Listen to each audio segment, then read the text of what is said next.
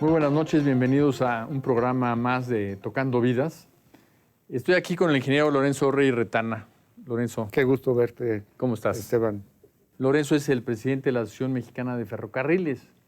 Y la idea de este programa es reflexionar algo bien interesante. México, entre más de 200 países, ocupa el lugar número 11 en cuanto a la modernidad y en cuanto al valor de su red ferroviaria, cosa que muchos mexicanos no sabemos. Entonces, creo que los ferrocarriles en México deben de ser revalorados y esa es precisamente la intención de platicar contigo. Gracias, Esteban. Cuéntanos un poquito de qué, en estos momentos, qué es lo que ha hecho la industria después de que se privatizó en 95 todo lo que era antes Ferrocarriles Nacionales de México.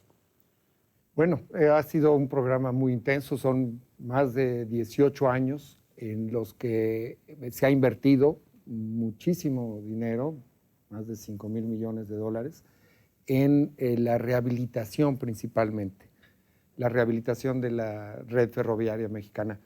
Fíjate que un aspecto muy interesante y muy atinado del esquema de privatización que se llevó a cabo en México es que se seleccionaron varios concesionarios y, por ejemplo...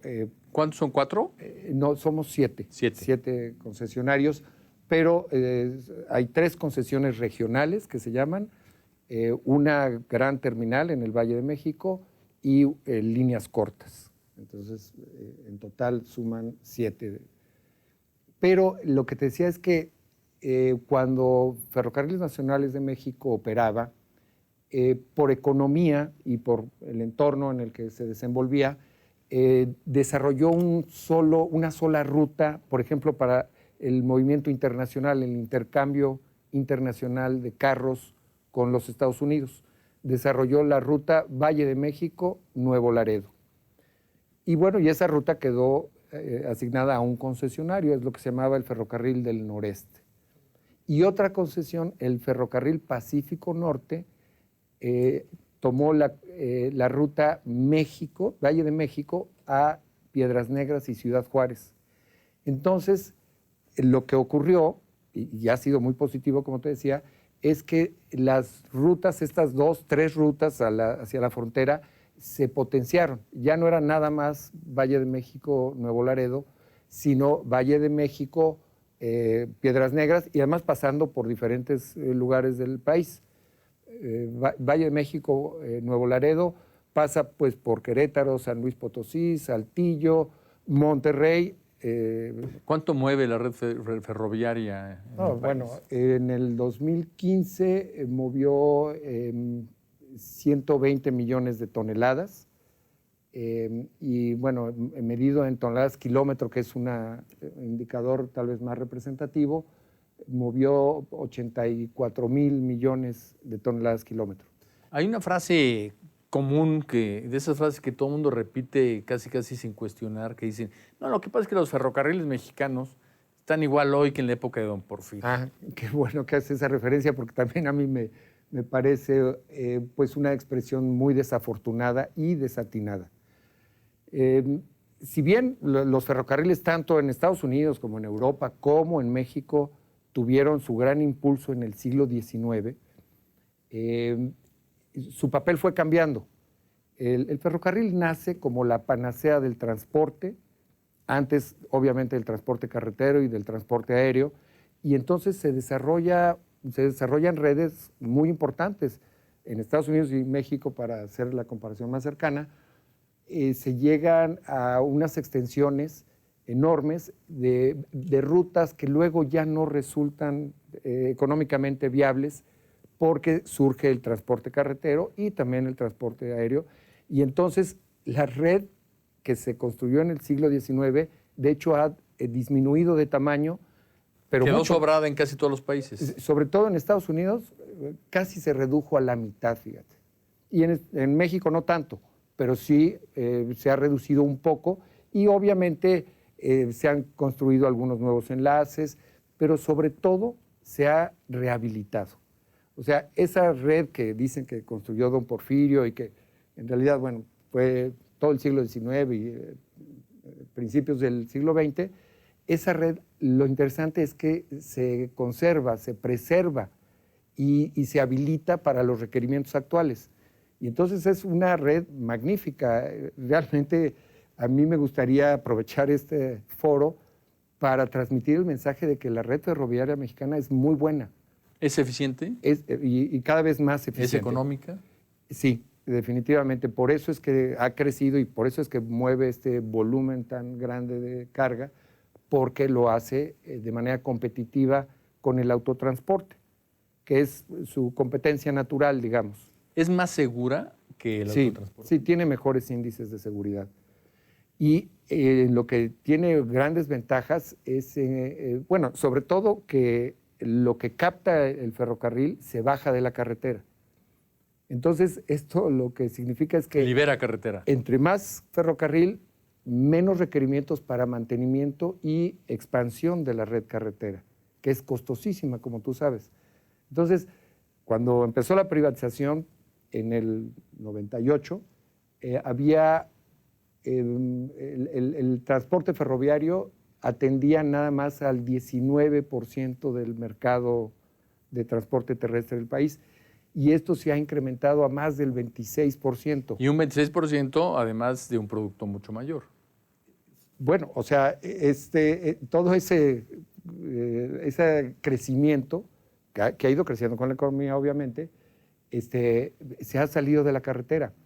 Y aparte de la ventaja esta económica que te decía de que requiere menos recursos de los que pagamos impuestos, recursos para mantenimiento y construcción de carreteras, o sea, baja ese presupuesto, pero además contamina mucho menos.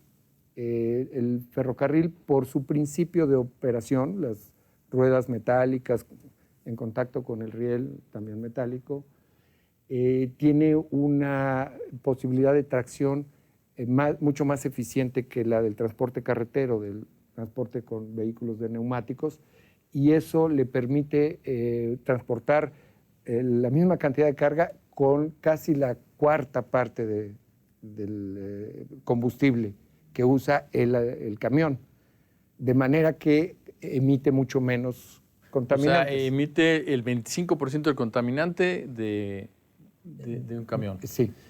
¿Y los trenes de pasajeros? Mira, en el esquema de privatización que se promovió en México y que se estableció, quedó fuera el transporte ferroviario de pasajeros, sobre todo por las características de la red de ese momento. Es una red todavía, aunque ha mejorado, es una red más bien lenta. Por su evolución, sobre todo en el siglo XX, que decíamos, creció mucho el transporte carretero, se establecieron muchos cruceros con las vías del ferrocarril. Y entonces eso hace que el ferrocarril no pueda tomar velocidades altas. Y también por trazos que surgieron en el siglo XIX, como lo comentaba, trazos con curvaturas y pendientes que no permiten desarrollar velocidad. Se consideró que el ferrocarril no era competitivo para el transporte de pasajeros, ni con el autobús, ni con el avión. Entonces, al quitarle al ferrocarril la obligación de dar el transporte de pasajeros, se ha desarrollado como transporte de carga muy bien, muy positivamente, con estas ventajas que te comento. ¿Y es una carga especializada, digamos? No, es bastante abierta. Puede llevar hasta electrónicos en contenedores. El transporte intermodal es tal vez la forma de carga que más ha crecido, sobre todo porque permite pasar de varios medios de transporte, ¿no? Del barco puede pasar un camión y de un camión a un tren. O sea, es la caja del contenedor que le llamamos, que permite mucha flexibilidad para la logística del transporte. Y en ella puede haber, te digo, desde cosas como los electrónicos, en fin, cosas de alto valor agregado, hasta mineral de hierro, productos agrícolas a granel, en fin, tiene una gran flexibilidad el ferrocarril. En los planes futuros de los ferrocarriles, ¿cuál sería el proyecto o los proyectos que pudieran ser, digamos, el sueño a concretar en materia de inversión y en materia de modernización de los ferrocarriles? Mira, primero a nosotros nos interesa sobre todo construir libramientos de ciertas zonas urbanas por las que atraviesa el ferrocarril. Y fíjate, incluso en la expresión hay una cierta mentira, por decirlo así. No es el ferrocarril que atraviese la zona urbana, sino la zona urbana que creció rodeó en torno a la línea del ferrocarril. Pero hay algunas ciudades del país en las que esta convivencia es muy conflictiva, por la forma en que se desarrolló el área urbana, ¿no? Entonces, remediar esos casos de convivencia difícil, diría yo, es una prioridad absoluta. Por ejemplo, Zacatecas, el tren pasa por en medio de la ciudad con un trazo muy sinuoso y en condiciones riesgosas, o sea... Cuando se libera ese tren y se hace un libramiento, ¿de quién es la propiedad de la tierra que queda libre? Del gobierno federal. La propiedad... ¿Es federal? Sí, sí. Ahorita es del gobierno federal. Toda la red ferroviaria mexicana es del gobierno federal y nosotros la tenemos en concesión, las empresas ferroviarias. ¿Y alguna vez tendremos un tren bala, un tren que vaya a cientos de kilómetros por hora? Yo creo que sí. Yo creo que sí. Ha habido iniciativas de construir uno entre la Ciudad de México y Guadalajara y suena muy bien. Claro que requiere una gran inversión, obviamente sería un trazo completamente nuevo, requiere una gran inversión y un proyecto muy ambicioso. Y bueno, como tú sabes, a principios de esta administración presidencial se habló del tren bala México-Querétaro. Y bueno, sonaba muy bien el proyecto, se suspendió por diversas razones, pero son proyectos que suenan bien y que serían muy convenientes. El tren, la línea ferroviaria, la línea férrea mexicana, cubre desde Mexicali hasta el sur de Mérida y por el otro lado desde la frontera con Chiapas, desde Ciudad Hidalgo, la frontera de Chiapas con Guatemala, Ciudad Hidalgo, hasta Matamoros, y cubre los 12 puertos más importantes del país. Hay 6 cruces fronterizos con Estados Unidos y prácticamente todas las ciudades que tienen una actividad industrial económica importante, todas tienen servicio ferroviario. Es decir, yo soy un convencido de que México tiene una ventaja competitiva muy importante en el ferrocarril de carga con que cuenta. Pues muchísimas gracias. Creo que nuestro auditorio se va a ir a dormir con una información muy valiosa sobre un valor que tiene México y que, pues, desafortunadamente no se habla mucho de él, pero creo que es momento de echarle luz a nuestros ferrocarriles. Muy buenas noches. Gracias, Esteban. Y muchas gracias. Gracias a ti.